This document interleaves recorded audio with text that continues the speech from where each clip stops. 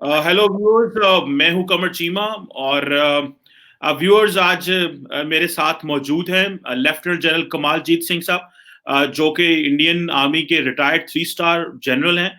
और जनरल साहब जो हैं वो जीओसी रहे हैं वेस्टर्न कमांड के। और आप जो है वो Maharaja Ranjit Singh chair of excellence जो कि पंजाब यूनिवर्सिटी में है, वहां पे भी आप सर्व करते रहे हैं। और दूसरा आप एडवाइजर रहे हैं चीफ मिनिस्टर हरियाणा के 2018 तक। और इसके अलावा आप नेशनल डिफेंस एकेडमी जो है उसके भी पढ़े हुए हैं।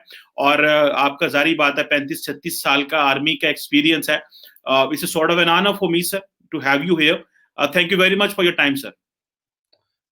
कमर साहब, पहले तो आपका बहुत बहुत धन्यवाद, बहुत शुक्रिया कि आपने मुझे ये मौका दिया पाकिस्तान की आवाम से मैं जुड़ सकूं।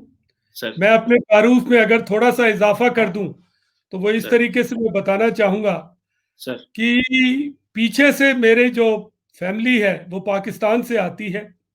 मेरे पिताजी, मेरे जो वालिद साहब हैं, उर्दू मेरी कमज़ोर है लेकिन कुछ कोशिश करूँगा, थोड़ी बहुत सर उर्दू रिवाइज़ करूँ आपके साथ। तो मेरे वालिद साहब जो हैं मनोहर सिंह, वो सिविल सर्विसेज में थे और अभी भी ज़िंदा हैं। तो वो अधवाल में होते थे, चकवाल डिस्ट्रिक्ट। उस टाइम चकवाल डिस्ट्रिक्ट नहीं होता था, उस टाइम उसको कैम्बलपुर डिस्ट्रिक्ट कहते थे। कैम्बलपुर तो पुराना नाम होता था, धीरे धीरे लोग उसे कैमलपुर ही कहने लग गए थे। तो उस डिस्ट्रिक्ट में होते थे। आजकल वो इलाका नेशनल कैपिटल रीजन आपका जो है पिंडी का, इस्लामाबाद का, उसमें आ चुका है। और मेरी मदर भी वो चकवाल प्रॉपर से थी, तो ये उधर से आए थे और बहुत तलखियां थी।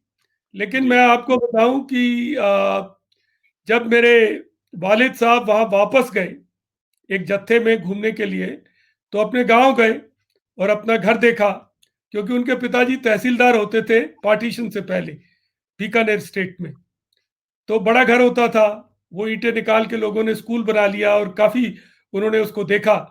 तो एक बात जो उन्होंने मुझे बताई मेरी मदर ने, जो बहुत मज़ेदार है और आपकी आवाम को भी अच्छी लगेगी सुन के, कि वहाँ मेरे फादर वालिद साहब गए थे तो सिविल सर्विसेज वालों ने गाड़ी वगैरह दे दी थी, वो भी सिविल सर्विसेज से रिटायर्ड थे। तो वो सोच रहे थे कहाँ मेरी मदर को बिठाएं, तो वो एक ढाबे पे उनको बिठा गए। तो वहाँ पर जो बूढ़ी औरतें थी उनमें से एक आई और उन्होंने मेरे फादर से पूछा मैं इसे वेब कि पर खोज सकती हूँ। नीचे दी गई खोजी तुसी चिप पर टैप करें। तुसी पिंड राम दे भराओ। ਤੇ ਮਾਈ ਫਾਦਰ ਸੈਡ, ਹਾਂ ਮੈਂ ਪਿੰਡ ਰਾਮ ਦਾ ਛੋਟਾ ਭਰਾ। ਤੇ ਤੈਨੂੰ ਸ਼ਰਮ ਨਹੀਂ ਆਂਦੀ? ਤੂੰ ਭਾਬੀ ਨੂੰ ਇੱਥੇ ਲੈ ਕੇ ਆਇਆ ਹੈ, ਉਹ ਸਾਡੀ ਨੂੰਹ ਹੈ, ਤੇ ਤੂੰ ਉਹਨੂੰ ਢਾਬੇ ਤੇ ਬਿਠਾਤਾ ਹੈ। ਉਹ हाँ ਸਾਡਾ ਘਰ ਹੀ ਤੇਰੇ ਵਾਸਤੇ, ਬੂਹੇ ਸਾਰੇ ਖੁੱਲੇ ਨੇ। हाँ they took her there, they made much of her, they gave her shagan and all. My hmm father was also carrying some gifts. So हम्म देखिए, वो चीज है। हम रेड क्लिफ लाइन के, आप उस तरफ हैं, हम इस तरफ हैं, और आज तलखियां हैं, पर आने वाले वक्त में इसको ठीक भी किया जा सकता है। और बिल्कुल आप हम जैसे लोगों का ये एक नजरिया भी होना चाहिए। बिल्कुल जन साहब, आपने बड़ी प्यारी बात की। पहली तो आपकी वालदा के हवाले से जारी बात है, जज्बात ऐसे ही हैं। आपने जिस तरह कहा उधर भी ऐसे हैं इधर भी ऐसे हैं, लेकिन समहाउ हालात बदल गए हैं। लेकिन आपने जो आखिर में बात की, उम्मीद की बात की, इस उम्मीद को नहीं टूटना चाहिए और ये उम्मीद रहनी चाहिए।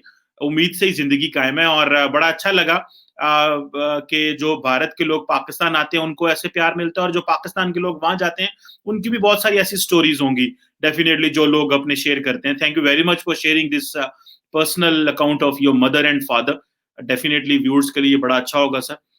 सर एक फौजी अफसर साथ बैठा हो तो जारी बात है सर, वो जो हाई पॉलिटिक्स है वही डिस्कस होती है। नहीं, वही लेकिन करेंगे, वही करेंगे, वही करेंगे। हाँ जी, हाई देखिए, पॉलिटिक्स। बशीर बद्र का एक शेर है, पुराना शेर है, कि दोस्ती दुश्मनी जम के करो, लेकिन लेकिन लिहाज रहे, बाद में जब दोस्त हो तो शर्मिंदा ना हो। हाँ, बिल्कुल सही कह रहे हैं, तो बिल्कुल उसका सही भी कह रहे दुश्मनी का भी एक लहजा है, एक उसकी भी मर्यादा है, तो हैं। उसको हाँ, फॉलो करते हैं हम, उसको क्यों नहीं फॉलो करेंगे? बिल्कुल ऐसा ही है। और दूसरा वो ज़ाहिर बात है जो आपने कहा लिहाज़ की बात की वो रहना चाहिए, और दूसरा कल को पाकिस्तान में भी ये बात होती है और भारत में भी ज़ाहिर बात है बहुत सारे हलके ये बात करते हैं कि इतना लड़ाई में, इतना गुस्से में और चीज़ों में आगे ना चले जाएँ कि जब दोबारा जुड़ना पड़े तो मुश्किलात पैदा हों। सो एक बैलेंस अप्रोच पूरी दुनिया वैसे पॉलिटिक्स भी सिखाती है, मज़हब भी सिखाते हैं और अखलाकियात भी सिखाती हैं, मैनरिज़्म भी इसमें है। तो बिल्कुल सर, आपने बिल्कुल सही कहा। सर, आपकी मौजूदगी का फायदा उठाते हुए और आपकी 36 साला जो लाइफ है उसकी अंडरस्टैंडिंग लेते हुए, you have served in Indian army definitely, और आपको बड़ा पता है कि इंडियन आर्मी कैसे ऑपरेट करती है। सर, पाकिस्तान में एक इम्प्रेशन बिल्ड है और over the period of time वो नरेंद्र मोदी जी के आने के बाद थोड़ा ज्यादा स्ट्रांग हो गया है, और वो इम्प्रेशन ये है कि जो भारत है उसने एक अनडिक्लेयर्ड वॉर पाकिस्तान के खिलाफ शुरू की हुई है। और वो ये है, पहले तो होता था कि हम जैसे फॉर एग्जाम्पल पता होता था यार फलां जगह पे हमला हो गया, 65-70 बाकी जो चीजें चलती रही, कारगिल, वो पता था कि एक चीज चल रही है। लेकिन अब एक अनडिक्लेयर्ड है कि फॉर एग्जाम्पल जिसको पाकिस्तान में कहा जाता है जी के वो जैसे पाकिस्तान ईयू डिसइंफॉर्मेशन लैब की रेफरेंस देता है कि 15 साल से श्रीवास्तव ग्रुप लगा हुआ था, जैसे सोसाइटी के अंदर डिसऑर्डर पैदा करने के लिए। कराची में एक दफा वो मैं देख रहा था कि इंडियन मीडिया ने कहा जी कि कराची में लाइट चली गई है क्योंकि खतरा था कि इंडियन एयरफोर्स अटैक कर देगी। इस तरह की चीजें और भी हैं। So as an officer of Indian army, retired officer of Indian army, और ये पता चलता था कि जो बिपिन रावत साहब है, मेरा सवाल लंबा हो गया है, वो उनकी ये टैक्टिक है one of this key to go for an undeclared war with Pakistan. Do you think sir this is how India is operating? नहीं, देखिए कमर साहब, आखिर हम इस मुकाम तक जो पहुंचे हैं वो आज तो नहीं पहुंचे हैं। एक इसके पीछे कुछ इतिहास है, कुछ चीजें हैं। एक चीज मैं आपको बता दूं, हिंदुस्तान का हर एक प्राइम मिनिस्टर कोशिश जरूर करता है अपनी तरफ से, क्योंकि वो उसके मन में, देखिए मनमोहन सिंह जी ने भी पूछा था अपने सेक्रेटरी से, और कहते हैं कि विंस्टन चर्चिल ने भी किसी ने विंस्टन चर्चिल को पूछा था पहले कि आपको क्या इस चीज का इल्म है कि इतिहास आपको किस नजरिए से देखेगा? तो विंस्टन चर्चिल ने क्या बोला कि बात छोड़िए, मैं तो इतिहास खुद ही लिख डालूंगा। उसने कुछ ऐसा बोला। और नेहरू जी ने भी किताब लिखी, तो कुछ लोग कहते हैं कि इंडिया का आधा इतिहास नेहरू जी ने लिखा अपने नजरिए से। तो जो भी हमारे मुल्क के वजीर आजम होते हैं वो कोशिश ये करते हैं, जैसे वाजपेयी साहब थे, वो गए उधर, और ये दुख की बात है कि जब वो वहां गए और आने के कुछ ही दिनों के बाद कारगिल हो गया। अब किस तरीके से इसको देखा जाए? उसके बाद देखिए मनमोहन सिंह जी, वो तो वहां के होते हुए, मनमोहन सिंह जी का गांव पिंड वो है, क्या बोलते हैं उसको, मेरे को नाम नहीं याद आ रहा उसका, पर वो उधर उनका गांव है, हमारे गांव के पास ही है। चिकवाल के तो साथ। हाँ, तो गा गा नाम है उसका, गा, मेरे को की गा पाया हुआ है, आपा कहते हैं ना, तो गा हाँ, पिंड के वो रहने वाले हैं। तो मनमोहन सिंह जी के तो दोस्त वहां से आए भी थे, पर वो जा नहीं सके। और देखिए मोदी साहब ने भी कोशिश की। देखिए वहां गए, मोदी साहब नवाज साहब की जो जन्मदिन का वो था उसमें गए, उसमें शामिल हुए, डिप्लोमेट्स की एडवाइस के बरखिलाफ गए। अभी प्रणब मुखर्जी ने एक किताब लिखी है, उसमें इसको क्रिटिसाइज किया है। उन्होंने बोला है कि ये जो काम किया नरेंद्र मोदी ने, ये ठीक नहीं किया, डिप्लोमेट्स की एडवाइस नहीं ली, कोई एजेंडा नहीं था, पहुंच गए वहां पर। आप पढ़िए अभी जो नई किताब आई है, my presidential years, Pranab Mukherjee ने लिखी है, उसमें इस वाकये को बहुत गहराई से बताया गया। लेकिन उसके बाद क्या हुआ, और ये तो मेरे लिए एक जाति वो था कि पठानकोट पर हमला हो गया। उन दिनों में मैं इंचार्ज था वेस्टर्न कमांड का। तो इधर हमारे मोदी साहब वहां जाते हैं, पूरे मुल्क में एक उम्मीद बनती है कि अब चीजें ठीक हो जाएंगी, ये वहां हो आए हैं, और उसके कुछ दिनों बाद ही पठानकोट के ऊपर अटैक हो जाता है, पठानकोट एयरबेस के ऊपर हमला हो जाता है। तो फिर देश के और मुल्क के अवाम को जवाब देना मुश्किल हो जाता है। अब ये हालात जो अब आप पहुंचे हैं, ये कोई आज के नहीं है। देखिए, अगर आप कुछ किताबें पढ़े पुरानी, आप तो बहुत पुराने एकेडमिशियन हैं और बहुत पाकिस्तान के माने हुए स्ट्रेटेजिक कमेंटेटर हैं। आप इंटरनेशनल कैसरलिंग की किताब है, जर्मन राइटर है, वो लिखता है कि 1950 में 1950 में पाकिस्तान ने नागाज को सपोर्ट करना शुरू कर दिया था, और जो हमारे नागा के लीडर थे फिजो, वो एस्केप करके पाकिस्तान चले गए थे। ईस्ट पाकिस्तान बोलते थे उसे, लेकिन वो था तो पाकिस्तान का ही उस टाइम पे। और वहां पर उनको सपोर्ट दी गई, उनको यूरोप भागने में मदद की गई, उन मिलिटेंट्स को कराची लाके ट्रेन किया गया स्पेशल फोर्सेस के साथ। तो ये इतिहास तो बहुत पुराना है। और अगर आप इसको और भी पीछे सफ़ों को लेकर जाएं तो आपको लगेगा, देखिए नेहरू जी ने शायद 1950 में शायद रिपब्लिक डे परेड पर चीफ गेस्ट पाकिस्तान से बुलाया था। पाकिस्तान का प्रेसिडेंट इंडिया की रिपब्लिक डे परेड का चीफ गेस्ट था। और वो कब? जब 47 की लड़ाई हो चुकी थी। 47 और 48 की लड़ाई देखिए की जा चुकी थी। कर्नल अकबर साहब ने अपने को जल तारीख बनाकर एक एक एक एक, एक पूरा एक वो किया, पेच खेला, जो भी था सही था गलत था, लेकिन खेला तो सही। और उसके बाद 65 हुई, आपने सक्षम वैली दे दी चीनियों को बिना किसी मतलब के। अब आप बोलें कि कश्मीर आपका है और उसमें से कुछ टुकड़ा आप निकाल कर उनको दे दें चीनियों को गिफ्ट के तौर पे, वो भी एक ऐसी जगह जो कि स्ट्रेटेजिकली बहुत इंपॉर्टेंट है। अब आप देखें जहां पे आज ये चल रहा है, इसमें सक्षम वैली का एक अहम मुकाम है, वो आपने चीनियों को गिफ्ट के तौर पे दे दिया। और वो भी 1963 में, इतना पहले आपने उनको पकड़ा दिया। तो इन सब चीजों को देखते हुए ये मैं नहीं मानता कि इंडिया ने कोई अनडिक्लेयर्ड वॉर कर रखा है। इंडिया ने कोशिशें बहुत की हैं। इस गवर्नमेंट का नजरिया थोड़ा स्ट्रिक्ट है, और इस गवर्नमेंट ने देखिए कुछ साल पहले तक हम जब बात करते थे कि हम पाकिस्तान को किन चीजों से उसके ऊपर दबाव बना सकते हैं, तो ज्यादातर लोग हमारे को यही कहते थे कि पाकिस्तान के साथ सब कुछ नॉर्मल हो जाएगा। लेकिन आजकल की जनरेशन जो इंडिया की है, वो कहती है पाकिस्तान तो नॉर्मलिसी में इंटरेस्टेड ही नहीं है, क्योंकि बार बार हमले होते हैं, टेररिज्म होता है, और आपकी पार्लियामेंट अटैक हो जाए, आपकी स्टेट असेंबली अटैक हो जाए मुंबई में। और ऐसा देखिए, मसूद अजहर तो इंडिया की जेल में था, उसको कंधार की जब हाईजैकिंग हुई तो उसको छुड़ा लिया गया। तो ये सारी चीजें तारीख की गवाह है, इनको हम नजरअंदाज नहीं कर सकते। और आपको ये नहीं सोचना चाहिए कि इंडिया ने कोई अनडिक्लेयर्ड वॉर कर रखा है। अगर ऐसे हम सोचेंगे तो पाकिस्तान भी तो प्रॉक्सी वॉर कर रहा है ना। देखिए, पाकिस्तान ने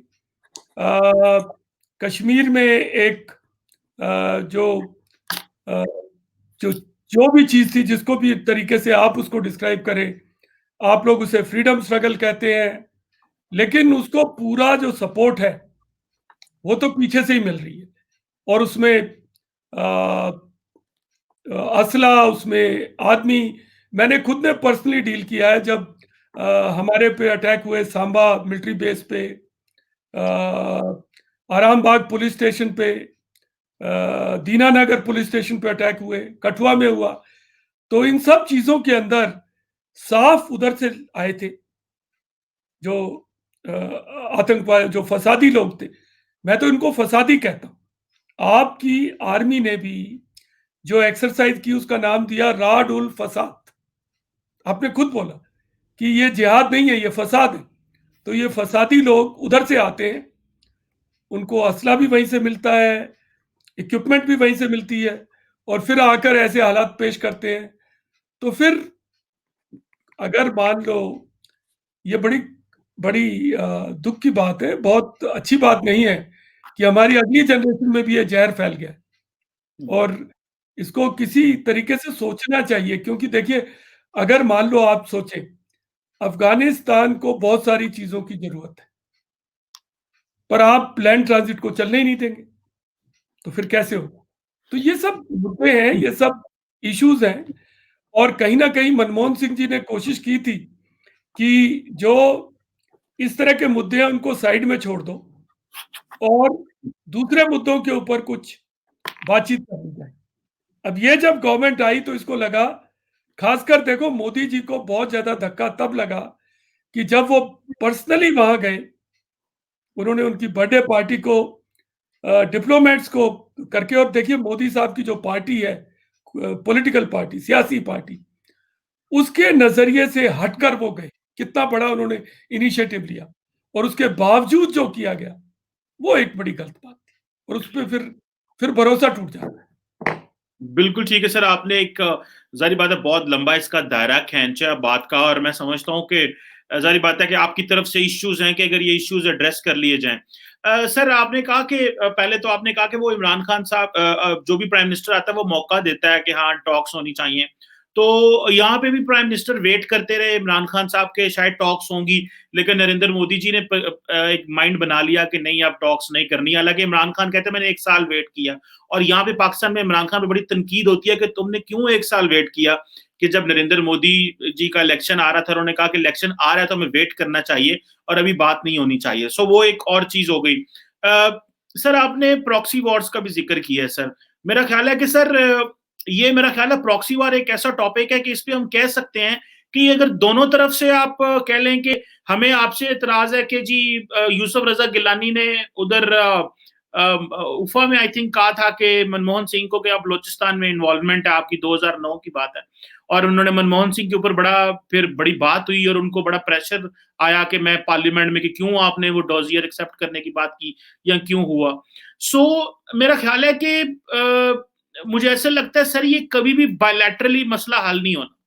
हम आप पे इल्जाम लगाएंगे, आप कहेंगे जी आप वहां पे जो आपने रद्दल फसाद की बात की, हम कहते हैं नहीं वो तो लेजिटिमेट स्ट्रगल है, तो ये एक अनएंडिंग डिबेट है। मुझे तो ऐसे ही एक सर लगता है कि वो एक चीज हो गया। हालांकि आपने लैंड ट्रांजिट की बात की, पाकिस्तान में मेरा ख्याल है, मैंने जो कुछ हलकों से सुना है कि पाकिस्तान में देयर इज अ विलिंग कि अगर इंडिया और अफगानिस्तान के दरमियान ट्रांजिट हो तो हमें कोई इतराज नहीं है। पहले प्रॉब्लम थे, अभी नहीं है। लेकिन वो शायद एक विजन है इस वक्त पाकिस्तान में कि अगर अफगानिस्तान, मेरा ख्याल है कि जब last time Afghan president Pakistan आए थे, मुझे याद है पिछले साल की बात है शायद ये, तब उन्होंने ये कहा था कि 2018 की बात है, सॉरी, तब उन्होंने कहा था कि अगर इंडिया से आप कुछ लेना चाहते हैं तो आप बात करें, हमने अफगानों को कहा था। तो अब इंडिया ने क्या रिस्पांस दिया, मुझे इसका वो जारी बात है सर नहीं पता। साहब इसमें बात कहाँ अड़ जाती है, बात यहाँ अड़ जाती है जब कुछ हमने जरिए शुरू भी किए, जैसे कि समझौता एक्सप्रेस चली, कारवां अमन चला, बस चली, जैसे थार एक्सप्रेस चली जो कि मुनाबाव से जाती थी, तो कहीं ना कहीं जो दोनों तरफ की एजेंसी जो दायरे हैं, कमी तो है ना, क्योंकि अगर वहां से ड्रग्स आ रही हैं, अगर वहां से अभी भी आप देखिए कि टनल वॉरफेयर किया जा रहा है, कठुआ और इस इलाके में टनल्स मिली और क्वाडकॉप्टर्स का इस्तेमाल किया जा रहा है असले को गिराने के लिए। हिंदुस्तान में लोग कहते हैं कि K2 प्रोजेक्ट चल पड़ा है जिसमें करतारपुर और कश्मीर की मसले को उठाया जाए। तो ये मसले देखिए कमर साहब, इसमें अगर एक दूसरे के ऊपर भरोसा बनाना है तो फिर, और आपके देश में ये करना, आपके मुल्क में ये करना बहुत मुश्किल नहीं है, क्योंकि आपके मुल्क में एक दायरा ऐसा है कि सब उनकी बात सुनते हैं, सब उनकी बात सुनते हैं। मैं आपको एक छोटा सा लतीफा बता दूं जो पाकिस्तान के बारे में मैंने सुना था, क्योंकि पाकिस्तान से हमारे तो ताल्लुकात रहे, हमारे परिवार के एक तरह से। एक बार कहते हैं कि पाकिस्तानी ट्रेन में एक आदमी जा रहा था, तो उसने अपने साथ बैठे हुए आदमी को बोला कि हजूर क्या आप पाकिस्तान की फौज में हैं? उसने कहा नहीं, मैं तो बिल्कुल नहीं। तो क्या कोई रिश्तेदार वहां है? कहता नहीं। कोई बिजनेस करते हैं फौज के साथ? कहता बिल्कुल नहीं। तो कहता फिर तू मेरे पैर दे उत्ते पैर क्यों रखा हुआ है पिछले 1 घंटे? तो पैर नु चुक, मेरे को पीड़ हो रही है। तो देखिए, आपके मुल्क में फौज की बात चलती है, हमारे मुल्क में ऐसी कोई एजेंसी नहीं है जिसकी बात चलती हो। अगर आपकी फौज ये ताकीद कर दे कि भाई हम इतने 6 महीने 8 महीने नहीं करेंगे, इमरान खान साहब को इंतजार करने की जरूरत नहीं थी, वो ताकीद ही कर दी होती फौज ने। और अगर ऐसा कर दिया होता कि अच्छा आपके दिल में ये है कि मसूद अजहर ने किया है या लखवी ने किया है, लखवी तो जेल जाके बच्चे पैदा कर रहा था। देखिए, तो कहीं ना कहीं हमको भरोसा बनाने के लिए ये अच्छा एक बात और है। देखिए कमर साहब, पाकिस्तान या कुछ भी कह लो, हिंदुस्तान से छोटा तो है ना। तो कहीं ना कहीं उसको ये चीज सोच लेनी थी कि हिंदुस्तान के साथ कोऑपरेट करने से हिंदुस्तान पाकिस्तान को खा नहीं जाता, ना ही खा सकता है। मेरा ये पूरी तरीके से मेरे को ये इस चीज का यकीन है कि हम दोनों मुल्क की अपनी अपनी फ्यूचर है, हम उसको बना सकते हैं। तो कहीं ना कहीं हमको ये सोचना कि हम हिंदुस्तान को छोटा करके बड़े हो जाएंगे या हम उसको डिस्ट्रॉय कर दें, वो नहीं हो पाएगा। उससे हम एक दूसरे का नुकसान करते रहेंगे। बिल्कुल सर, सही कह रहे हैं आपकी बात कि हम जारी बात है आपसे छोटे और हमारा किसी लिहाज से भी कोई कंपैरिजन नहीं है भारत के साथ, बिकॉज पॉपुलेशन कम है, रिसोर्सेज उस हिसाब से कम है, लैंड कम है, जारी बात है। लेकिन सर देखिए, पाकिस्तान में फौज को देखिए टारगेट किया जाता है। हम समझते हैं कि जो फौज है वो पाकिस्तान को उसने दहशतगर्दी की जंग में, अगर फौज ना होती तो हमारी हालत तो यमन जैसी, इराक जैसी, सीरिया जैसी थी। आप मुझे बताएं ना कि दुनिया में कौन सी ऐसी फौज है जो कह सकती है कि दहशतगर्दी की जंग उन्होंने जीती है। अफगानिस्तान में सारी दुनिया की फौजियां आई नहीं और चली गई वापस, अनडिक्लेयर्ड, मसला हल हुआ नहीं और चले गए। सो फौज को यहाँ पे बहुत टारगेट किया जाता है, लेकिन फौज ही तो प्रोटेक्ट करती है हमें, फौज ही तो पाकिस्तान की स्ट्रेंथ है। और सर मैं समझता हूं कि इंडिया के साथ डायलॉग करने के लिए फौज की एक प्रॉपर इंस्टीट्यूशनल मेमोरी है। मुझे ऐसा लगता है कि वो जो चीज है, भारत में जरूर प्राइम मिनिस्टर बड़ा पावरफुल है, पाकिस्तान में भी प्राइम मिनिस्टर पावरफुल है, और Imran Khan was all set to talk to India, लेकिन अनफॉर्चुनेटली कुछ ऐसा हुआ कि जारी बात है चीजें खराब हो गई। मैं सर अगले पॉइंट पे आना चाहता हूं, लेकिन पाकिस्तान की फौज सर इस यहाँ पे एक सेंटर ऑफ ग्रेविटी है। भले सियासतदान हो, सियासी जमातें हो, मीडिया हो, सोसाइटी हो, एकेडेमिया हो, हम ये समझते हैं कि यहाँ पे फौज ने एक वो पोजीशन हासिल की है because of their hard work and because of deliver करने की बेस के ऊपर। लेकिन सर अगला पॉइंट मैं आपसे डिस्कस करना चाहता हूँ, बड़ा अहम है वो। ना आप मान रहे हैं कोई चीज, ना यहां से चीज हो रही है। आपने जारी बात है, you are retired officer and you have put a lot of time. Sir आपका नहीं ख्याल कि third party is very important at this time, जब हम लोग कहीं किसी जगह पे नहीं पहुंच पा रहे, जब किसी और हम ये समझते हैं कि भारत का जितना एक ग्लोबल क्लाउड मर्ज हो रहा है, तो आपका नहीं ख्याल कि थर्ड पार्टी को बिठा के वो हमारा मसला हल हो सकता है? अमेरिका, इंग्लैंड, यूरोपियन यूनियन, हमने बाकी भी जो अपने मसले हैं वो थर्ड पार्टी के जरिए हल किए हैं। आप इसको वेटेज देंगे इस पॉइंट को सर? देखिए कमर साहब, पुरानी ना हिंदुस्तान में एक पुराना किस्सा लोग सुनाते हैं, वो है कि 2 बिल्लियां लड़ रही थी शायद, और बंदर बीच में रोटी बांट रहा था। तो रोटी बंदर ही खा जाता है। तो जो तीसरा पार्टी आती है ना, वो बंदर का रोल अदा करती है। वो आपको किसी को फेयरनेस नहीं दे सकती। आप इस पूरे मसले को शिमला में लेकर जाइए। जब 1971 की जंग के बाद शिमला एग्रीमेंट हुआ, तब भुट्टो साहब ने ये बात मानी थी और मिसेस गांधी को बोला था कि आप मेरे को अपने मुल्क वापस जा लेने दीजिए, मैं उनको किसी तरीके से समझाऊंगा। मैं इसको जरूर, जो पहले तो सीज फायर लाइन होती थी, उन्होंने उसको एलओसी में कन्वर्ट कर लिया था। तो उन्होंने बोला कि इसको मैं जरूर इंटरनेशनल बाउंड्री बना दूंगा, और आपको मैं ये पूरी तरीके से यकीन दिलाता हूं कि मैं ये जो मसले हैं हम दोनों अपने बीच में ही इसको हल करेंगे। यहाँ तक तो बात बढ़िया है, यहाँ तक तो बात हमने मान ली। लेकिन इसके बाद आपके एक डिप्लोमेट ने किताब लिखी, मेरे को उस डिप्लोमेट का नाम नहीं याद आ रहा जल्दी में। उसने क्या बोला कि इंटरनेशनल डिप्लोमेसी का क्राइटेरिया इस बात पे है कि अगर आप किसी चिड़िया किसी चिड़िया या हम तो पक्षी बोलते हैं, आप क्या बोलते हैं उर्दू में, किसी है ना पक्षी जैसे बाज होते हैं, कबूतर होते हैं, इनके घोंसले में हाथ डाल दें और उसको इतना कंफर्टेबल कर दें पक्षी को और फिर उसके अंडे चुरा लें। ये काम हमने मिसेस गांधी के साथ किया।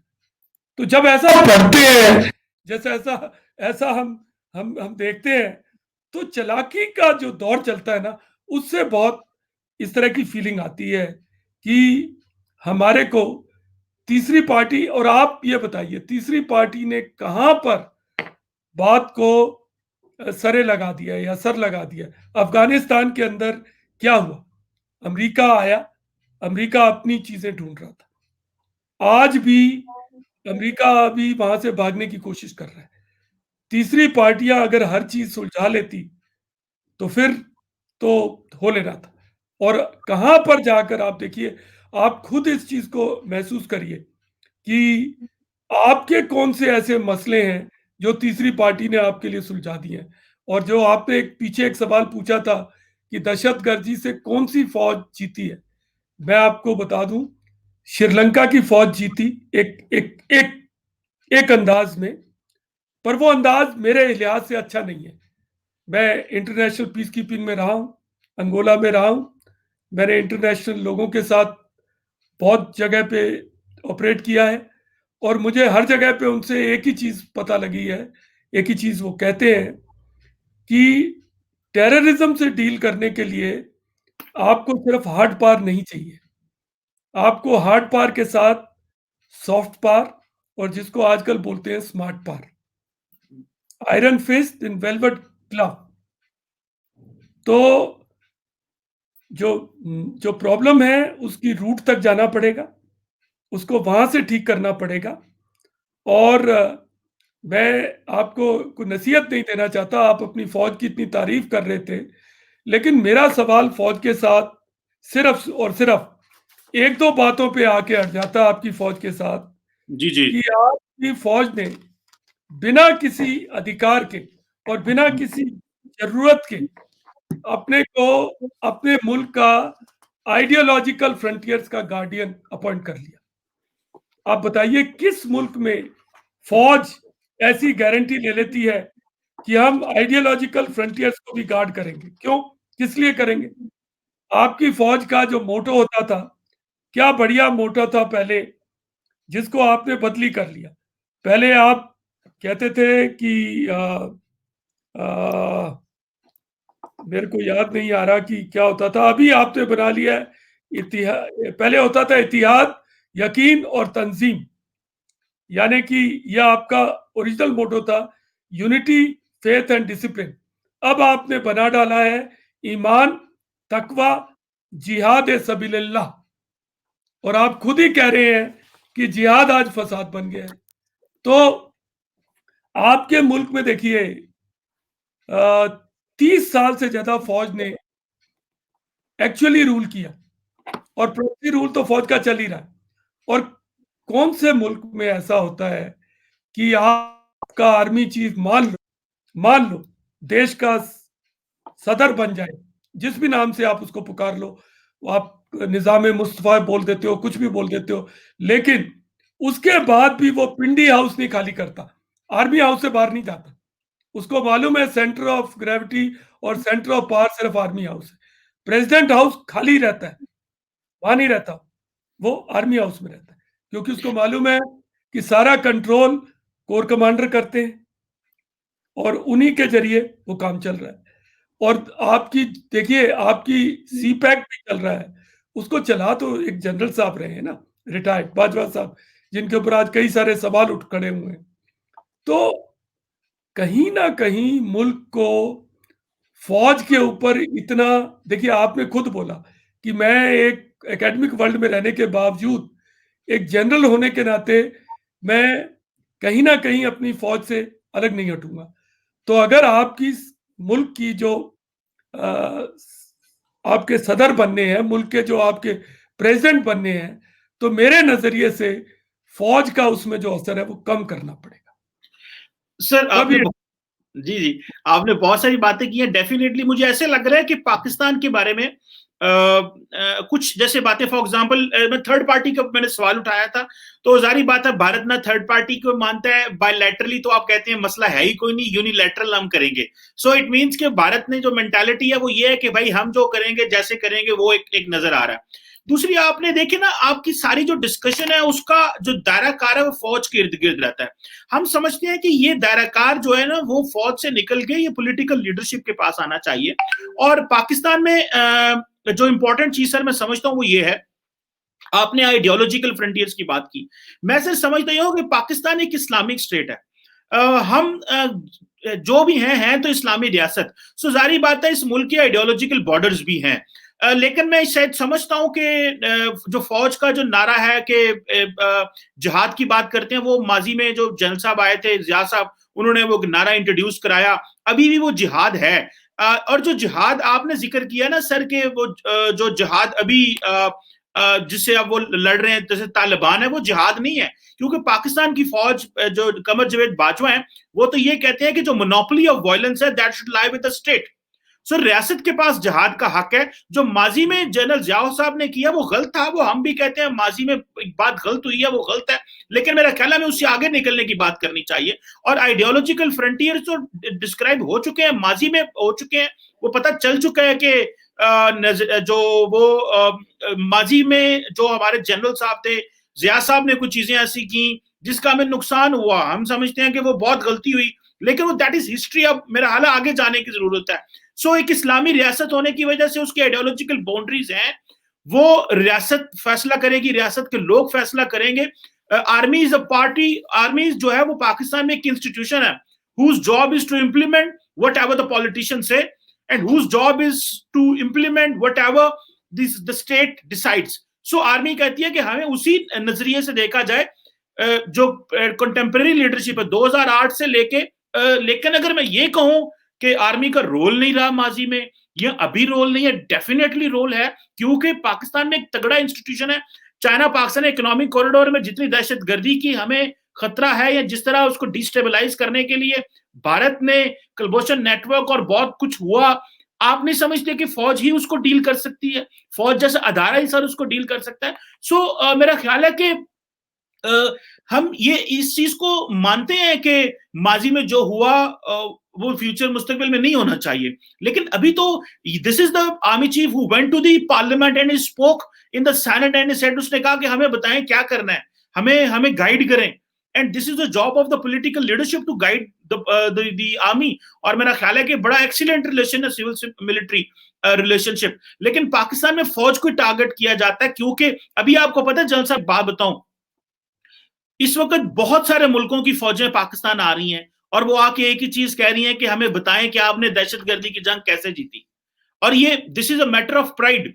देखिए वो अमेरिका बहादुर और यूरोप और वेस्ट जो था वो देख रहा था भाई इनसे तो चीजें डील ही नहीं होनी, और भारत समेत सारे मुल्क कह रहे थे भाई ये तो न्यूक्लियर वेपन इनके पास है, ये पता नहीं क्या हो जाएगा, कल को 100 किलोमीटर पे दहशतगर्द बैठे हुए हैं। आज मुझे बताएं पाकिस्तान के चप्पे चप्पे में अगर किसी का कंट्रोल है तो वो पाकिस्तानी रियासत का कंट्रोल है।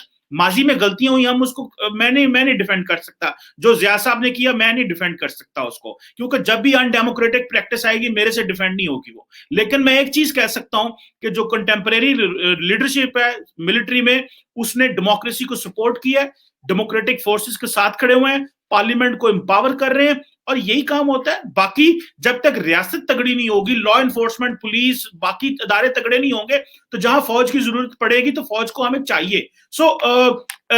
सिर्फ फौज को टारगेट कर देना और कहना कि टॉक्स नहीं चल सकते, मेरा ख्याल है कि ये एक लेम एक्सक्यूज है हमें। और दूसरी बात, ईमान, तकवा, तंजीम, जहाद, ये किसने फैसला करना है? This is our domestic issue. इसमें मेरा ख्याल है कि किसी को कोई इतराज नहीं होना चाहिए। आप किसको क्या प्लान करते हैं वो आपका अपना एक मसला है। लेकिन पाकिस्तान के लोग अगर एक इस्लामी रियासत, मैं पर्सनली आई बिलीव, मेरा अपनी जाती राय है कि मजहब का किरदार सियासत में नहीं होना चाहिए, मेरी जाती राय है, लेकिन मेरी जाती है। अगर पाकिस्तान के लोगों ने फैसला कर लिया कि इस मुल्क को हमने इस्लामी रियासत बनाना है, and this is what the democracy says कि जिसकी पावर है और वो फैसला कर रहे हैं किस तरफ जाना है, तो the world should respect it. कि ना कि आप कहें कि जी आपका अभी नारा ये है फौज का और पहले इस तरह होता था। ये जो ईमान इत्तेहाद तंजीम है, this is the statement that came from the founding father Mohammad Ali Jinnah साहब, कायद आजम जी का नारा था। आर्मी ने अपना बना लिया, जो किया, लेकिन there is a complete backing to the people of from the people of Pakistan to the army. So I believe in मेरी understanding में ये है कि इंडिया कैसे रहना चाहता है, we should let it Indians decide. Pakistan कैसा रहना चाहता है, let the people of Pakistan decide. हम क्या कर सकते हैं, we should facilitate however we can move forward. हमें फैसिलिटेशन, वो एनवायरनमेंट जनरल साहब जनरेट करना है ताकि हम आगे जाएं। This is my humble opinion as a student of politics. आप you have a huge career, आपका अपना एक जारी बात है लेंस है देखने का, but this is how I believe sir कि इस तरह होना चाहिए। अमर साहब ऐसे है, एक पुराना, देखिए मैं आपको फिर से वो वाकया है थोड़ा सा याद दिला दूं, वो ट्रेन की सवारी का। क्या होता है कि जो पावर है ना, that corrupts, and absolute power corrupts absolutely, and the structures which are based on military have a tendency to get corrupted in terms of exercise of power. अगर आप इंटरनेशनल कोर्ट्स भी देखो तो ट्रायल्स हुई हैं war crimes की। क्यों हो पाती है चीजें? क्योंकि फौजियों के हाथ में होता है डंडा और गन, और जिनके हाथ में वो होता है, आज भी श्रीलंका में बात होती है कि टैमिलियंस के साथ जेनोसाइड हुआ, और जहां भी कहीं पे पावर थोड़ी और दे दी जाए तो वो बढ़ जाती है। आप भी तो बोलते हैं हमारे खिलाफ, ऐसी क्या बात है? लेकिन अगर फौज को उसकी लिमिट्स में नहीं रखा जाए और दूसरे दायरों को बढ़ने का मौका न दिया जाए, फौज क्यों बढ़ने देगी? आज भी पाकिस्तान में जो अपोजिशन पार्टीज हैं उनको फौज नसीहत देती है, फौज उनके साथ। अच्छा, और जब इमरान साहब चुन के आए थे तब लोग बोलते थे खलाए मखलूक, ये तो पीछे से गोश्त ने जिता दिया इनको। शायद खलाए मखलूक ही बोलते थे, मेरे से प्रोनाउंसिएशन ठीक नहीं हुआ होगा। पर अगर हर एक चीज उनके हाथ में दे दोगे, और कहीं ना कहीं आप इतनी बात तो कर रहे हैं कि आपने दहशतगर्दी की जंग जीत ली, पर ये पूरी तरीके से इसको जीतना बहुत मुश्किल है। मैं आपको ये नसीहत जरूर देना चाहूंगा, और आइडियोलॉजिकल फ्रंटियर्स आप जरूर बनाएं, स्ट्रेटेजिक स्पेसेस आप जरूर देखें, लेकिन रियलिटी ये है कि आज ड्यूरंड लाइन के ऊपर बार्ब वायर बनाई जा रही है। आज ड्यूरंड लाइन के ऊपर कोशिश की जा रही है कि किसी तरीके से उसको डिमार्केट किया जाए, उसमें अलग किया जाए। ईरान भी तो आपका इस्लामी मुल्क है, तो वहां पर भी तो आप दीवार है आपकी, आपने वहां पर स्टील भी डला हुआ है उस दीवार में। तो ये उम्मा जो हम सोचते हैं इस तरीके से कि आइडियोलॉजिकल हम वो कर लेंगे, वो पॉलिटिकल स्पेस में डिफिकल्ट हो जाता है। बांग्लादेश भी इसी वजह से आपको खोना पड़ा। ये कोई अच्छी बात नहीं हुई, पर यह ऐसा सिचुएशन है। तो इन चीजों को मद्देनजर रखते हुए, इन चीजों के ऊपर गौर फरमाते हुए, हमको टेररिज्म को सिर्फ वायलेंस से, आप जैसे कह रहे हैं ना कि वायलेंस की मोनोपोली सिर्फ स्टेट के पास होनी चाहिए, मैं इस बात से पूरी तरीके से आपसे सहमत नहीं हूं। मैं आपसे पूरी तरीके से इस बात पर रजा नहीं करता, क्योंकि वायलेंस की इतनी जरूरत ही नहीं होनी चाहिए। जो स्टेट है उसके जो उसका नजरिया बेनाइन होना चाहिए। स्टेट, देखिए बोला जाता था हमारे देश में, हमारे मुल्क में और आपके मुल्क में भी, कि जो राजे होते हैं उनका काम होता है लोगों को क्षमा और दान, लोगों को माफी दे देना, तो लोगों को ज़कत दे देना। आफ्टर ऑल रहीम जो था, अकबर का मिनिस्टर था, उसको खाना, उसको पूछा था किसी ने कि आप सारे दिन खैरात बांटते हो, फिर भी नजरें आपकी झुकी हैं। वो कहता देनहार कोई और है, भेजत है दिन रैन, लोग भरम करे मुझ पे, इसलिए तो झुके रहत नैन। तो जो जो मुल्क के जो सदर होते हैं उनका काम वायलेंस ही नहीं है, उनका काम है खैरात, लोगों को माफी, लोगों को तालीम, लोगों को काम करने की स्किल देना। अब आप देखिए कमर साहब, बुरा ना मानिए, मैं आपको फिर से एक जाति वाकया सुनाता हूँ। मेरे जो छोटे भाई हैं वो डॉक्टर बन रहे थे, अभी डॉक्टर है, कनाडा में है। तो बाहर मुल्कों में पढ़ने के लिए एक एग्जाम हुआ करता था, आई थिंक उसको ECFMG कुछ कहते। अब हिंदुस्तान का तो उस टाइम पर ऐसा दौर चल रहा था, जॉर्ज फर्नांडिस, और उस टाइम पे कोका कोला को बाहर निकाल दिया गया था, तो वो एग्जाम इंडिया में नहीं हो सकता था, वो बंद करा दिया गया था। और हमारे मुल्क से लोगों को बाहर जाना पड़ता था एग्जाम लिखने के लिए। तो मेरा भाई बहुत जिद कर रहा था मेरे अब्बा हजूर से कि मैं ये जाकर ये एग्जाम थाईलैंड में लिख लेता हूँ। मेरे अब्बा हजूर ने बोला नहीं, तू लाहौर जाएगा। वो तो बहुत मानते रहे, जड़ा लाहौर गया नहीं वो जमया ही नहीं, तो वो कहते तू लाहौर जाएगा। तो लाहौर गया एग्जाम लिखन। उस टाइम पर पाकिस्तान की माली हालत हिंदुस्तान के बराबर थी, शायद उससे अच्छी भी थी किसी मायनों में। पाकिस्तान में गुर्बत तो थी ही नहीं। आज पाकिस्तान में, बुरा ना माने, आप हमारे हमसाया है, हमारे हमरुख है, हमारे लिए आपके मन में ऐसा कुछ नहीं है, हमारे जहन में आपके लिए हम तो कुछ अच्छा ही सोचते हैं। आज पाकिस्तान में जहालत ज्यादा है। आज पाकिस्तान में आपको फौज का इस्तेमाल करना पड़ रहा है कि कराची को कंट्रोल में रखो। देखिए ये कमर साहब, एक एक चीज है, मैं आपको नजर कर रहा हूं, आपको ठीक लगे तो ठीक रखिए। वो कहते ना कि मेरी बात के मायने दो, अच्छी लगे तो अपना लो, बुरी लगे तो जाने दो, कोई फर्क नहीं पड़ता। लेकिन एक नजरिया है, आपको पेश कर रहा हूं कि हिंदुस्तान में आज इसको pharmacy capital, IT super power, knowledge, इस नजरिए से देखा जा रहा है। हमारी भी कमियां हैं, हम कोई 100% तो हम भी कोई ऐसे नहीं है, लेकिन अपनी कमी का एहसास होना, अपनी गलतियों से सीख लेना, और एक एक दूसरे के साथ मिलजुल कर काम कर लेना, ये हमारी जरूरत होगी आगे के लिए। बिल्कुल सही कहा आपने। मैं सर इस बात से आपके साथ सहमत हूं, और मैं मानता हूं कि जो पिछले 15-20 साल पाकिस्तान की आउटलुक दुनिया को रही है वो अच्छी नहीं रही। हमें जो आउटलुक होनी चाहिए थी वो नहीं रही, और यही जमाना था जब ग्लोबलाइजेशन अपनी असरात पूरी दुनिया में डाल रही थी, कनेक्टिविटी बढ़ रही थी, तो हम दुनिया से अलूफ थे, इसमें कोई शक नहीं, और हमारी पॉलिसीज की वजह से हम दुनिया में अलूफ थे, जिसका हमने नुकसान बहुत खाया है। लेकिन मैं समझता हूं कि पिछले 3-4 साल से हम we are back in track, बिल्कुल हम ट्रैक पे वापस आ रहे हैं। थोड़ा टाइम लग सकता है लेकिन हम बिल्कुल ट्रैक पे हैं, और हमें पता है हमने जाना किस तरफ है। जब आपने कहा ना वायलेंस की बात की, बेसिकली वो मैं जो रेफरेंस दे रहा था जनरल बाजवा का, उन्होंने 6 सितंबर को GHQ में स्पीच की थी। मोनोपोली ओवर वायलेंस का मतलब यह है कि किसी को गन उठाने की इजाजत नहीं है रियासत के अलावा, इसकी बात कर रहे थे।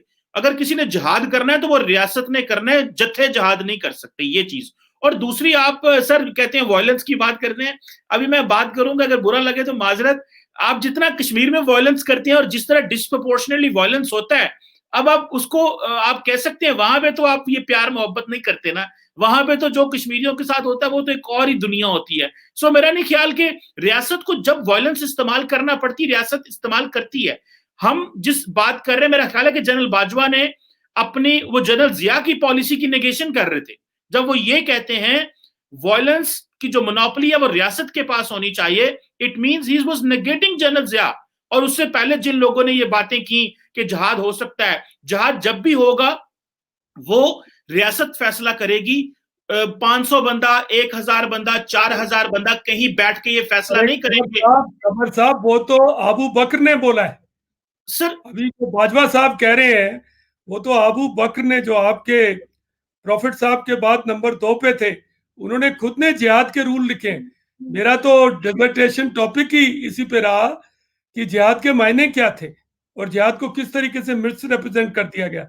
उन्होंने तो ये भी बोला कि किसी पेड़ को भी तोड़ देना बिना किसी वजह के गुनाह है, उसको नहीं माना जा सकता, उसको जिहाद नहीं माना जा सकता। ओके सर इसको थोड़ा डिस्कशन को, जारी बात है कि पर्सपेक्टिव्स आ रहे हैं and it's a very interesting discussion knowing your arguments and ideas. एक सवाल सर बस आखिरी आपसे करना है, और that is about the media wings of the armies. मैं वो जनरल अता हसनैन ने आई थिंक IISS में स्पीच दी लंदन में 2 years ago। जनरल अता से कई दफा मैंने उनके एक दफा मौजूदगी में आई थिंक इंडिया टुडे पे हम थे, मैं और जनरल साहब, तो यही बात उनसे की तो बुरा मान गए। तो मैंने कहा सर आप तो IISS में यू स्पोक एट लंदन कि जी जो पाकिस्तान का ISP आ रहा है वो बहुत जबरदस्त काम कर रहा है और उसने एक नैरेटिव बना दिया है। तो वो कह रहे यार तुम लोगों ने बड़ा मिसयूज किया मेरी उस बात को। अब मैंने कहा नहीं सर हमने तो नहीं मिसयूज किया, आपने जो कहा, जैसे आप बात करते हैं कि माजी में जिस तरह हालात अच्छे थे, आज India is being looked globally as a market. India is having a very positive vibes, बड़ा पॉजिटिव इमेज है और दुनिया इंडिया की तरफ देख रही है। तो ये जारी बात है आपकी रियासत की पॉलिसीज हैं which is good, and your nation and your people must be proud of your leadership जो उन्होंने डिलीवर किया, and all the आपके जो इंस्टीट्यूशंस हैं उनको प्राउड होना चाहिए। लेकिन सर मैं जस्ट आपसे ये पूछना चाह रहा हूं कि जब आप अपनी आर्मी का मीडिया विंग देखते हैं और हमारी आर्मी का मीडिया विंग देखते हैं, so what kind of what comes in your mind? हमें हमारा आर्मी मीडिया विंग इसलिए थोड़ा एक्टिव हो गया, अक्सर कहा जाता है कि जी आपकी आर्मी क्यों इतनी एक्टिव हुई। मैं जस्ट एक पॉइंट देने लगा, उसकी वजह है कि हमने दहशतगर्दी की जंग लड़ी तो मीडिया को बहुत ज्यादा बताना पड़ा, सॉरी आर्मी के मीडिया विंग को एक्टिव होकर बताना पड़ा कि हम क्या कर रहे हैं, क्योंकि ऑपरेशन चल रहे थे, हर वक्त कहीं ना कहीं पे मीडिया को एंगेज करना पड़ता था, सुइसाइड धमाके होते थे। तो मीडिया एक्टिव मीडिया विंग, आप दोनों मीडिया विंग्स को कैसे जांचते परखते हैं सर? मैं इस सवाल पे जरूर आऊंगा, बहुत बढ़िया सवाल आपने पूछा है। आपके सारे सवाल ही बहुत बढ़िया रहे हैं, आप तो माइन फील्ड के थ्रू ले जाने की कोशिश करते हैं। तो लेकिन मेरे को आपको कश्मीर वाली बात के ऊपर दो चीजें कहना बहुत जरूरी है, नहीं तो मिस हो जाएंगी। एक तो देखिए, आपने बोला ना कि इंटरनेशनली पाकिस्तान ने जो दहशतगर्दी के साथ डील किया है उसकी एप्रिसिएशन है। बिल्कुल कुछ ऐसा ही जब मैं UN में था, मैं दूसरी जगहों पे गया हूं, लोगों ने इंडिया की जो अप्रोच है, जैसे कि श्रीलंका में जो किया गया, श्रीलंका का अपना एक नजरिया था, उन्होंने अपनी तरीके से किया। हिंदुस्तान ने आज तक भी नॉर्थ ईस्ट में धीरे धीरे करके उसको डील किया प्रॉब्लम के साथ।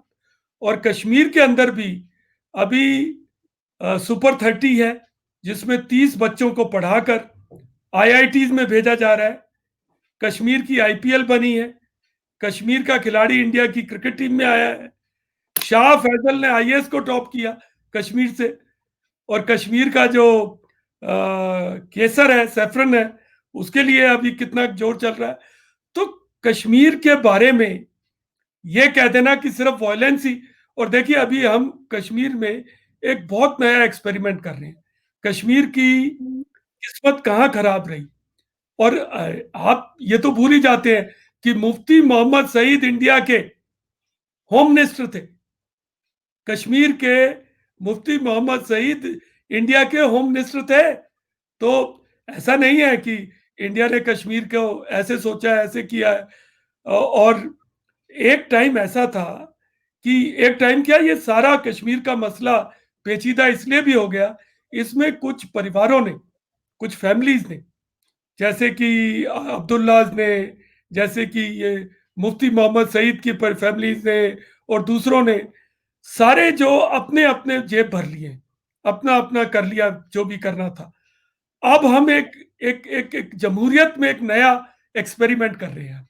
क्या एक्सपेरिमेंट है कि यूटी है, उसके नीचे सीधा डिस्ट्रिक्ट डेवलपमेंट काउंसिल से। हिंदुस्तान के किसी भी सूबे में ऐसा नहीं है, ये सिर्फ कश्मीर में हो रहा है। जहां पर पैसा डिस्ट्रिक्ट डेवलपमेंट कमीशन या काउंसिल के पास आएगा, वो उसको इस्तेमाल करेगा और सीधा डेवलपमेंट होगा। MLA का रोल कम कर दिया गया है, जो कि पैसे जेब में डालते थे। ये एक बड़ा अच्छा, एक बड़ा नायाब एक एक्सपेरिमेंट है। और मैं आपकी कंट्री ने भी कोशिश की, शायद परवेज साहब ने एक बार निजाम मुस्तफा करके कुछ किया था, ऐसा ही कुछ इतना नहीं था, पर उन्होंने की थी, पर वो उनका इंटरेस्ट खत्म हो गया, कुछ और चीजें पकड़ ली उन्होंने। उन्होंने सोचा कारगिल कर लेता हूँ, तो उससे ध्यान हट गया उनका। तो ध्यान नहीं हटना चाहिए इस चीज से। हम कश्मीर के उससे वो है। अब मीडिया विंग्स पे आता हूं मैं, जो आपका मेन मुद्दा है। देखिए, हमारा हिंदुस्तान का जो फौज का मीडिया विंग है वो तो कुछ भी नहीं है, क्योंकि उसको तो मौका ही नहीं मिलता। हमारा तो देखिए, हर चीज में हमारे ऊपर बाबू बैठे होते हैं। जो हमारा डिफेंस का पीआरओ है वो सिविलियन है, वो फौजी नहीं है। हम आपकी तरह नहीं है, हम ट्रेन में थोड़ी है। हम तो उस सवारी की तरह है जिसके पैर के ऊपर पैर रखा हुआ है। हमारा हमारी फौज के पास ऐसा कोई फ्रीडम नहीं है। वो जो कुछ भी बोलती है, आप देखिए प्रेस कॉन्फ्रेंस होती है, आप बालाकोट की देख लो, रणवीर सिंह जी की जो प्रेस कॉन्फ्रेंस हुई, साथ में उसके एक सिविलियन होगा, जरूर होगा हमेशा। अभी भी कभी भी होगी तो एक रैप सिविलियन साथ में होगा। तो हमारे तो वो है। आपका जो आईएसपीआर है आपके देश में, देखो इसमें कोई ये कोई पर्दे की बात नहीं है, ना ही ये कोई वो कहने का है। आपके देश में सब कुछ का क्लियरेंस तो वहां से होना जरूरी है। देखिए, जब इमरान साहब गए यूएसए, तो साथ में उनको बाजवा साहब को लेके जाना ही पड़ा। ऐसा नहीं था कि कौन से मुल्क में ऐसा होता है कि आप अपने आर्मी चीफ को साथ लेकर जा रहे हो कि भाई आप भी चलिए साथ में, और हम आपके बिना बात नहीं होगी। तो जब अमेरिका का सेक्रेटरी आता है, वो भी आके बाजवा साहब से मिलता है, चाहे इमरान साहब से मिले ना मिले। तो वो चीजें पर उसको छोड़ देते हैं हम आईएसपीआर पे आ जाते हैं। देखिए, आप सोशल मीडिया की एज में नैरेटिव शेपिंग एक इंपॉर्टेंस पकड़ गए। पर यह नहीं है कि ये नैरेटिव कोई बहुत ऐसे ही चलाया जा सकता है बिना किसी सपोर्ट के। नैरेटिव चलेगा थोड़ी देर के लिए, लोगों को कंफ्यूज भी कर देगा, पर लॉन्ग रन में जो मुझे लगता है, जो नैरेटिव सही होगा वो ही रुक पाएगा।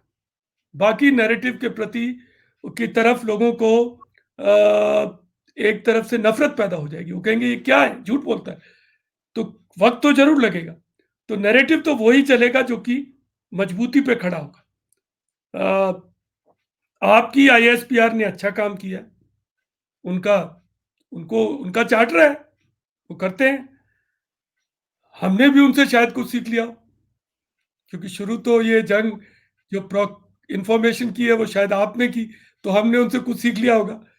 पर हमारे अंदर इतनी, जो आप जिस तरीके से आप कई बार ना हमारी एजेंसियों को भी बहुत ज्यादा, मैं तो हमेशा कहता हूँ रॉ और दूसरे लोगों को, देखो रॉ जो है RAW, कुछ लोग मजाक में कहते हैं रॉ को अंग्रेजी में क्या बोलते हैं, जो रॉ तो रॉ में ऐसी कोई काबिलियत नहीं है। पर रॉ के सबसे बड़े जो फैंस है ना, जो अप्रिशिएट करने वाले हैं ना, वो रेड क्लिफ लाइन के उस तरफ है। वो वहां के लोग ये सोचते हैं कि जो हो रहा है रॉ कर रहा है, और हमें पता नहीं लगता। हमें हमें हमें इसका कोई इल्म ही नहीं है। तो कहीं ना कहीं इन चीजों से हमको, ये नैरेटिव से एक दूसरे को हम नहीं कर सकते। हमें कहीं पक्के तौर पे तिजारत बढ़ानी पड़ेगी, दहशत को कंट्रोल करना पड़ेगा, एक दूसरे को हौसला देना पड़ेगा, और विश्वास से एक दूसरे का जीतना पड़ेगा, तभी ये बात आगे जाएगी, तो नहीं जाएगी। और मैं आपको, जहां तक आइडियोलॉजी की बात आती है, इसमें भी एक मुद्दा आपके सामने रख दूं। देखिए, जब हिंदुस्तान और पाकिस्तान दो अलग मुल्क बने, तो हिंदुस्तान में 3.5 करोड़ मुसलमान थे, और हिंदुस्तान को, पाकिस्तान को बनाने वाले पंजाब के मुसलमान इतने नहीं थे जितने कि सेंट्रल प्रोविंसेस के थे, जिनको आप मुहाजिर कहते हैं। आपके मुल्क में आके मुहाजिर बन गए, और उन लोगों ने ये मुहिम ज्यादा छेड़ी थी सेंट्रल प्रोविंसेस से। लेकिन उनमें से बहुत सारे लोगों ने ये अख्तियार किया, ये उन्होंने चुना कि हम तो यहीं रहेंगे। 3.5 करोड़ मुसलमान हिंदुस्तान में रहे। आज 3.5 करोड़ से 18 करोड़ के ऊपर हो गए। ठीक है, आज भी हिंदुस्तान में मोहम्मद सिराज बॉल पूरे जोश से फेंक के मारता है। सानिया मिर्जा हिंदुस्तान की तरफ से स्मैश कर देती है, चाहे उसकी निकाह आपके देश में और का मुल्क में और का, पर खेलती हिंदुस्तान के लिए। तो ये बात ये बात जरूर है, हमारे जो मुसलमान हैं हमें उनके ऊपर बहुत फख्र है। और मैं आपसे एक छोटा सा एक वाकया और जरूर शेयर कर दूं कि जब मैं मेजर होता था तो हमारे साथ 18 कैवलरी एक यूनिट होती थी। आपके यहाँ भी जो साहिबजादा याकूब खान थे वो 18 कैवलरी के थे, जो पाकिस्तान के फॉरेन मिनिस्टर भी रहे वो 18 कैवलरी के थे। तो 18 कैवलरी हमारे साथ होती थी, मैं उनका ब्रिगेड मेजर था। तो वहां पर उनका जो लंगर होता था उसकी दीवार गिर गई और छत भी गिर गई। अब जो जो जाट स्क्वाड्रन था उसके पास लंगर नहीं था। तो उस रेजिमेंट के अंदर 3 कौमें हैं, एक राजपूत है, एक जाट है और एक मुसलमान है, 3 कौमें हैं। तो जाटों को पूछा गया कि आप किसके साथ लंगर शेयर करोगे?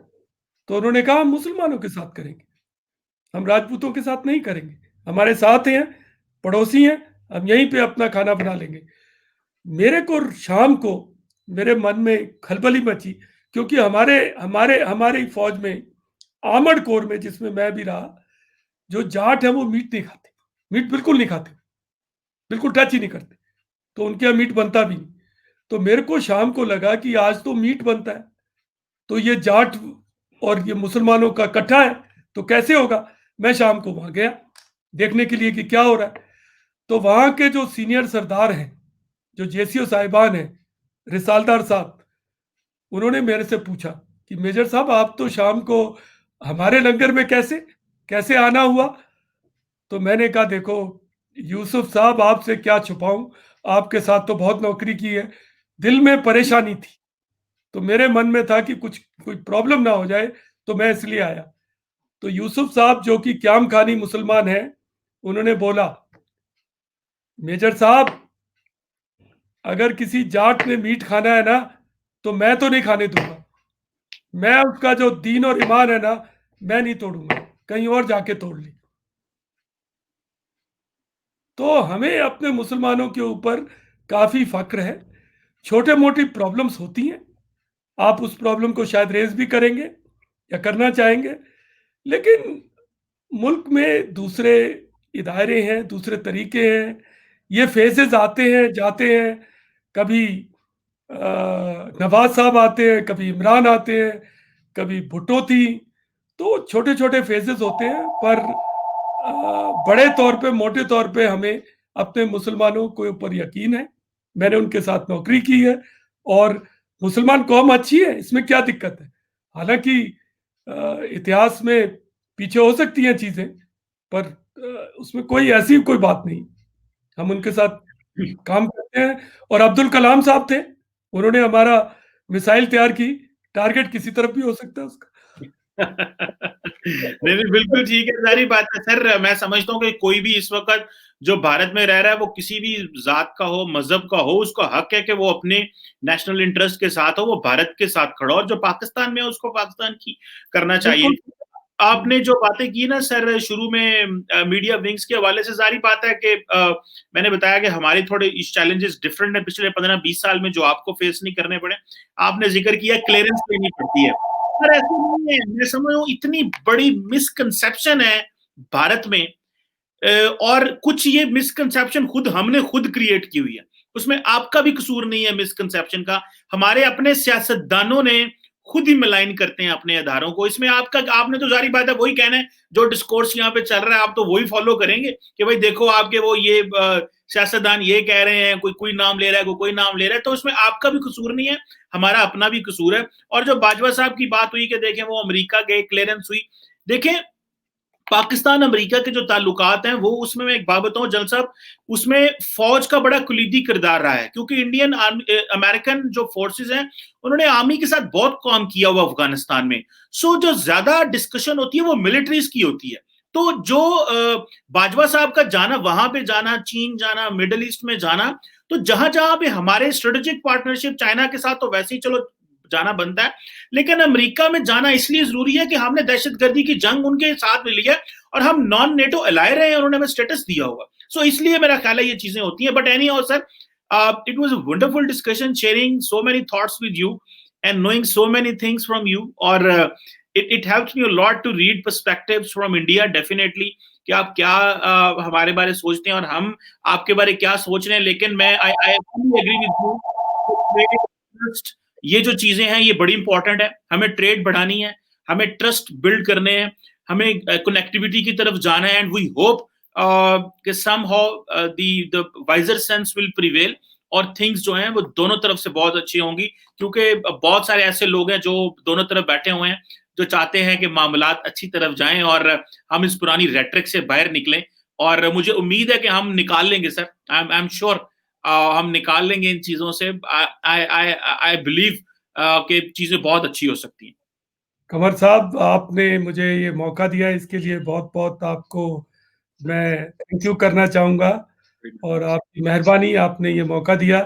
और देखिए, आपने भी लाल मफलर पहना है, मैंने भी लाल पगड़ी और लाल टाई है, तो ये हमारे जो एक दूसरे के साथ हमारे जो रिलेशनशिप्स हैं, इनमें भी गर्मजोशी कभी तो आएगी।